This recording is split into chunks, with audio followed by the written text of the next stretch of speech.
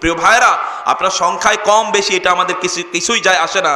রাসূলুল্লাহ সাল্লাল্লাহু আলাইহি ওয়াসাল্লাম আলী রাদিয়াল্লাহু তাআলা আনহুকে লক্ষ্য করে বললেন যে আলী, লা ইয়াহদি আল্লাহু বিকা রাজুলান ওয়াহিদান খায়রুল লাকা মিন হুমুরিন নাআম।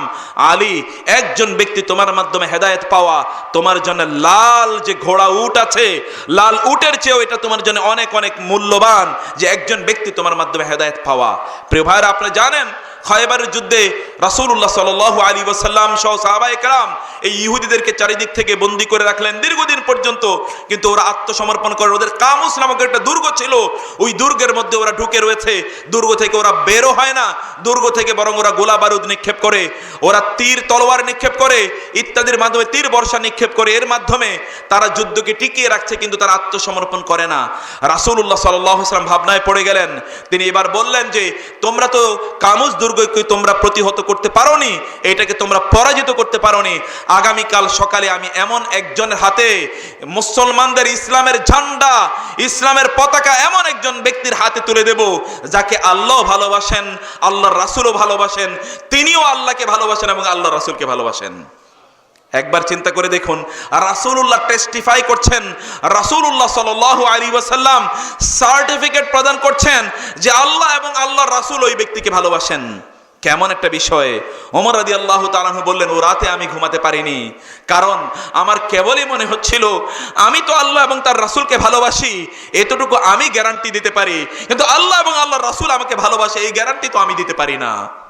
যেহেতু রাসূল বলেছেন আগামীকাল তিনি ঝান্ডাটাকে এমন একজন ব্যক্তির হাতে দেবেন যিনি আল্লাহ এবং আল্লাহর রাসূলকে ভালোবাসেন এবং আল্লাহ এবং তার রাসূলও তাকে ভালোবাসে, ওই ব্যক্তি যদি আমি হতে পারতাম তাহলে কত সৌভাগ্যবান আমি হতে পারতাম। প্রিয় ভাইরা, ভালোবাসার দিবসের নামে আপনারা ওই জাতীয় নর্তকীদের পিছনে পিছনে ঘুরেন, ওই রকম ব্যক্তিত্বহীন নারীদের পিছনে ঘুরেন, যেই সকল নারীদের কোনো ব্যক্তিত্ব নাই, যে সকল নারীরা তাদের ঘর থেকে বের হওয়ার সাথে সাথে ফেরেশতারা ওদের উপর লানত বর্ষণ করতে থাকে, ওই রকম মেয়েদের সাথে আপনি ঘুরে ঘুরে বেড়াবেন আর আপনি মনে করবেন যে আপনি ওই রকম মর্যাদাবান হবেন, আল্লাহ এবং আল্লাহর রাসূল আপনাকে ভালোবাসবে, এটা কখনোই হতে পারে না। আল্লাহ এবং আল্লাহর রাসূলের ভালোবাসা পেতে হলে আল্লাহ এবং তার রাসূলের পথে এবং মতে চলতে হবে। সেই জন্যে যখন রাসূলুল্লাহ সাল্লাল্লাহু আলাইহি ওয়াসাল্লাম এই কথা বললেন, ওমর রাদিয়াল্লাহু তাআলা আনহু পরের দিন তিনি বললেন, আমি ঘুমাতে পারিনি, আমার মধ্যে শুধুই ঔৎসুক্য, আমার মধ্যে ইন্টারেস্ট, যদি আল্লাহ এবং আল্লাহ রাসূল যদি আমাকে সত্যি ভালোবেসে থাকেন, আমার নাম যদি আল্লাহ রাসূল আগামীকাল ঘোষণা করে, পরের দিন সকালে ফজরের সালাতের পর রাসূলুল্লাহ সাল্লাল্লাহু আলাইহি ওয়াসাল্লাম এবার নাম ঘোষণা করবেন। প্রত্যেকেই বসে আছেন, কার নাম যেন ঘোষণা করা হয়। আবু বকর রাদিয়াল্লাহু তাআলা তিনি সহিহ বর্ণনা, ওমর রাদিয়াল্লাহু তাআলা তিনি নিজে বলছেন, আমি কিছুক্ষণ পর পর মাথাটা এইভাবে একটু উকিয়ে দেই, মাথাটা একটু উপরের দিকে একটু উঠাই, যাতে রাসূল আমাকে দেখেন এবং তিনি যাতে আমার নামটা মনে পড়ে এবং আমাকে যাতে বলে, যাও ওমরকে আমি এই দায়িত্ব দিয়ে দিলাম। কিছুক্ষণ পর পর আমি মাথাটা উঠাই। তিনি বলেছেন, ওয়াল্লাহি, আমি আল্লাহর কসম করে বলছি, মা রাজাউতুল ইমারাতা ফি ইয়াউমিন কাত্তুন ইল্লা যালিকাল ইয়াউম, ওই দিন ছাড়া আর জীবনে কোনোদিন আমি দায়িত্বের প্রত্যাশা করিনি, কারণ ওই দিন আমি দায়িত্ব প্রাপ্তির প্রত্যাশা এই জন্য করেছিলাম, আল্লাহর রাসূল সাল্লাল্লাহু আলাইহি ওয়াসাল্লাম বলেছেন ওই ব্যক্তিকে আল্লাহ ভালোবাসেন, তার রাসূলও ভালোবাসেন, আমি এই জন্য সেই ব্যক্তি আমি হতে চেয়েছি। কিন্তু দেখা গেল রাসূল আমার নাম ঘোষণা করেননি। কিছুক্ষণ পর তিনি বললেন, আলী কোথায়? আলী বলা হচ্ছে না, আলীর একটু চোখে রোগ হয়েছে, তার চোখে একটু রোগ হয়ে চোখ উঠেছে, এই জন্য তিনি নাই। বলে আলীকে ডেকে নিয়ে আসো। আলীকে ডেকে নিয়ে আসলো, চোখ কসলাতে কসলাতে আসে। রাসূল সাল্লাল্লাহু আলাইহি ওয়াসাল্লাম বলেন, আলী, তোমার হাতে আমি ঝান্ডাটা তুলে দিলাম, এই দায়িত্ব তোমার হাতে দিলাম, আগামীকাল আজকে সকালে তুমি দুর্গ আক্রমণ করবে এবং বিজয় করবে তুমি। প্রিয় ভাইরা, চিন্তা করে দেখুন, আলী রাদিয়াল্লাহু তাআলা আনহুকে ঝান্ডা দিয়ে দেয়া হলো। ওমর রাদিয়াল্লাহু তাআলা আনহু কিছুক্ষণ পরে গিয়ে আলী রাদিয়াল্লাহু তাআলা আনহুকে বললেন, আলী কংগ্রাচুলেশনস। আলী কি কংগ্রাচুলেশন, তোমাকে অভিনন্দন। আলী কেন অভিনন্দন? কারণ আজ থেকে কিয়ামত পর্যন্ত যত মুসলমান আসবে সকল মুসলমান তোমাকে ভালোবাসতে বাধ্য। কেন ভালোবাসতে বাধ্য? কারণ আল্লাহ এবং আল্লাহ রাসূল তোমাকে ভালোবাসে। আল্লাহ, আপনারা বুঝেন নাই কথা? আল্লাহ, আপনি কি শীতে জমে গেছেন নাকি? আল্লাহ এবং আল্লাহ রাসূল তোমাকে ভালোবাসে, কথা রাসূল বলেছে, এই জন্য তোমাকে কংগ্রাচুলেশন। এখন থেকে তো মুসলমানরা তোমাকে ভালোবাসা ছাড়া তাদের কোনো উপায় নাই, তোমাকে ভালোবাসতেই হবে এখন থেকে। প্রিয় ভাইয়েরা, আল্লাহ এবং তার রাসূলের ভালোবাসা পেতে হলে আল্লাহ এবং তার রাসূলের পথে চলতে হবে। একটা দিন আল্লাহ এবং তার রাসূলের জন্য দিতে পারি না, কেমন মুসলমান হলাম? একটা দিন, কিছুটা মুহূর্ত, সন্ধ্যা থেকে নিশ্চয়ই আলোচনা শুরু হয়েছে, এতটুকু দিন আমরা আল্লাহর জন্য যেতে পারিনি। কিন্তু এই মুসলমানরাই দিনের পর দিন, ঘন্টার পর ঘন্টা, রাতের পর রাত তারা সিনেমা দেখে, নাটক দেখে, অথবা খেলা দেখে, অথবা বিভিন্ন জায়গায় বিভিন্ন কনসার্ট দেখে ওরা সময় কাটিয়ে দেয়। করে না এটা? আবার এরা আবার নিজেদেরকে মুসলমান হিসেবে দাবি করে। এই রকম কোটি কোটি মুসলমানকে আল্লাহ সুবহানাহু ওয়া তাআলা জাহান্নামে নিক্ষেপ করলেও আল্লাহ সুবহানাহু ওয়া তাআলা তাতে কিছুই যায় আসে না। ওয়ালাকাদ যারানা লি জাহান্নামা কাসীরাম মিনাল ইনসি ওয়াল জিন্নি লাহুম কুলুবুল লা ইয়াফকাহুনা বিহা ওয়া লাহুম আ'য়ুনুন লা ইউবসিরুনা বিহা ওয়া লাহুম আযানুন লা ইয়াসমাউনা বিহা উলাইকা কাল আনআমি বাল হুম আযাল। আল্লাহ সুবহানাহু ওয়া তাআলা বলে দিয়েছেন, একদল লোকের আমি জাহান্নামের জন্যই বানিয়েছি। এরা জাহান্নামের কীট, আমি ওদের জন্য জাহান্নামের জন্যই আমি ওদেরকে বানিয়েছি। ওদের চোখ আছে, চোখ দিয়ে দেখে না, ওদের অন্তর আছে, অন্তর দিয়ে তারা উপলব্ধি করে না, ওদের বিবেক আছে, ওই বিবেক দিয়ে তারা কোনো কিছু বোঝে না। এই সকল ব্যক্তির হচ্ছে এরকম, উলাইকা কাল আনআমি বাল হুম আযাল, এরা হচ্ছে চতুষ্পদ জন্তু বা জানোয়ারের চেয়ে ওদের অবস্থা খারাপ। আপনারা কি ওইরকম হতে চান?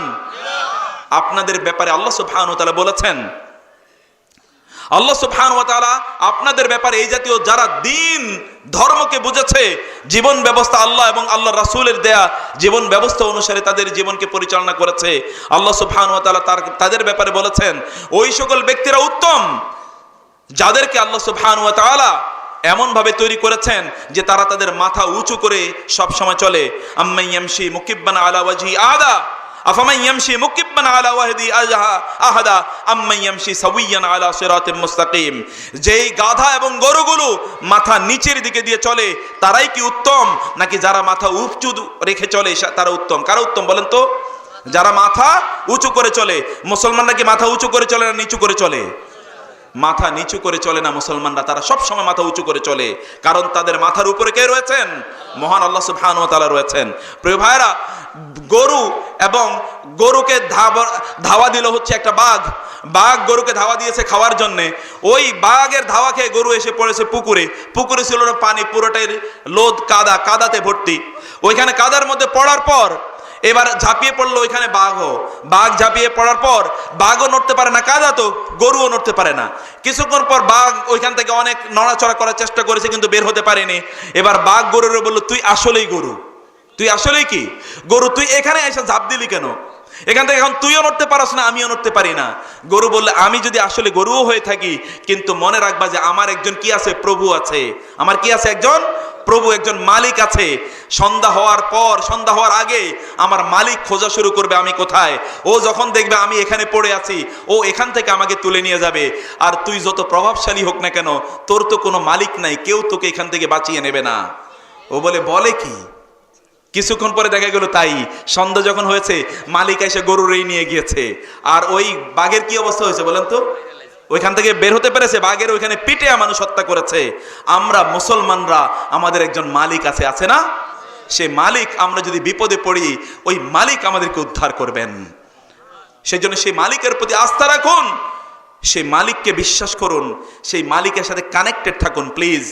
সেই মালিককে আপনারা বুঝুন। একটা দিন আপনি আল্লাহর জন্য দিতে পারেন না, একটা মুহূর্ত আল্লাহর জন্য দিতে পারেন না। প্রিয় ভাইরা, এই দিনের হিসাব কিন্তু আল্লাহর কাছে দিতে হবে। এমন একটা দিন, আজকের একটা দিন দিতে পারেন না, কিন্তু 50,000 বছর আপনাকে দাঁড়িয়ে থাকতে হবে এই একদিনের হিসাব দেওয়ার জন্য। দিতে হবে না? তারুজুল মালাইকাতু ওয়ার রূহু ইলাইহি ফি ইয়াউমিন কানা মিকদারুহু 50 আলফ সানা ফাসবির সাবরান জামিলা ইন্নাহুম ইয়ারাউনাহু বাঈদা ওয়া নারাহু করিবা ইয়াওমা তাকুনুস সামাউ কাল মুহলি ওয়া তাকুনুল জিবালু কাল আল্লাহ সুবহানাহু ওয়া তাআলা জানিয়ে দিয়েছেন, ওয়ালা ইয়াসআলু হামিমুন হামিমা। সেদিন কেউ কারো কোনো পরিচয় দেবে না, কোনো বন্ধু কারো কোনো বন্ধুত্বের পরিচয় নিয়ে এগিয়ে আসবে না, মা বাবা তার সন্তানদের পরিচয় নিয়ে এগিয়ে আসবে না। সেদিন একটাই মাত্র পরিচয়, একটাই মাত্র সেই দিনের পরিচয়। সেই পরিচয়টা হচ্ছে আপনার ইসলামিক আইডেন্টিটি। আপনি মুসলিম, যেই আইডেন্টিটি আল্লাহ আপনাকে প্রদান করেছেন, যে আইডেন্টিটি আপনি ইব্রাহিম আলাইহিস সালাতু ওয়াস সালামকে আপনার পিতা হিসেবে আপনি মানেন, সেই ইব্রাহিম আলাইহিস সালাতু ওয়াস সালাম যেই পরিচয় আপনাকে দিয়ে দিয়েছেন, ওই পরিচয় সেই দিন শুধুমাত্র আপনার জন্য রক্ষা কবচ হবে। সেই পরিচয়কে ধরে রাখুন, অন্যথায় সেই দিন পরিস্থিতি যা হবে 50,000 বছর আপনাকে দাঁড়িয়ে থাকতে হবে। শুধুমাত্র কি দেওয়ার জন্যে? হিসাব দেওয়ার জন্য। প্রিয় ভাইরা, 50,000 বছর তো শুধুমাত্র হিসাব দেওয়ার জন্য। হিসাবের পরে কি হবে? খালিদিনা ফিহা আবাদা। যারা আরবি জানেন তারা জানেন খালিদিনা পড়লেই যথেষ্ট হতো, কিন্তু আল্লাহ সুবহানাহু ওয়া তাআলা খালিদিনা বলেন না, বলেন খালিদিনা ফিহা আবাদা। ওরা ওইখানে চিরস্থায়ীভাবে, স্থায়ীভাবে ওইখানে থাকবে, ওইখান থেকে এক মুহূর্তের জন্য তারা বের হবে না। উলাইকা হুম শাররুল বারিয়া। ওরা সবচেয়ে নিকৃষ্ট সৃষ্টি আল্লাহর। ওরা আল্লাহর সৃষ্টির মধ্যে নিকৃষ্ট কীট, যেই কীটগুলো আল্লাহর জন্য তাদের সময়গুলোকে ব্যয় করে না।